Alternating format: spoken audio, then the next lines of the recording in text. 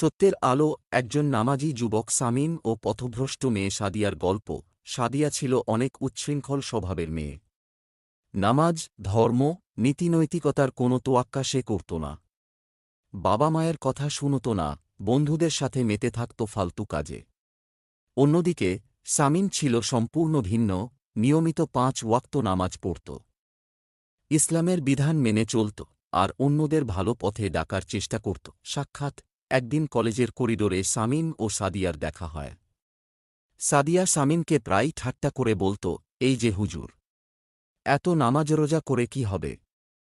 জীবনটা উপভোগ করতে শেখো। সামিন শুধু মৃদু হেসে বলত, সাদিয়া, তুমি কি জানো, এই দুনিয়া খুবই অল্প সময়ের জন্য, কিন্তু আখিরাত চিরস্থায়ী। তুমি কি সেখানে সুখী হতে চাও না? সাদিয়া বিরক্ত হয়ে বলল, ওসব কথা আমার ভালো লাগে না। পরিবর্তনের শুরু: একদিন কলেজে একটা ইসলামিক সেমিনার হয়। সামিন সাদিয়াকে খুব বিনয়ের সাথে আমন্ত্রণ জানায়। প্রথমে সে যেতে চায়নি, কিন্তু কৌতূহলবশত শেষ মুহূর্তে হাজির হয়। বক্তার কথা শুনে সাদিয়ার হৃদয়ে কেমন একটা পরিবর্তন আসতে থাকে। বক্তা বলছিলেন, যে ব্যক্তি তার গুনাহ থেকে ফিরে আসে, আল্লাহ তাকে মাফ করে দেন এবং তার অতীতের সমস্ত পাপ মুছে দেন। তিরমিজি ৩৫৪০। এই কথাগুলো সাদিয়ার হৃদয়ে আঘাত হানে। সেভাবে, আমি কি সত্যিই এত খারাপ? আমি কি পরিবর্তন হতে পারি? নতুন এক সিদ্ধান্ত।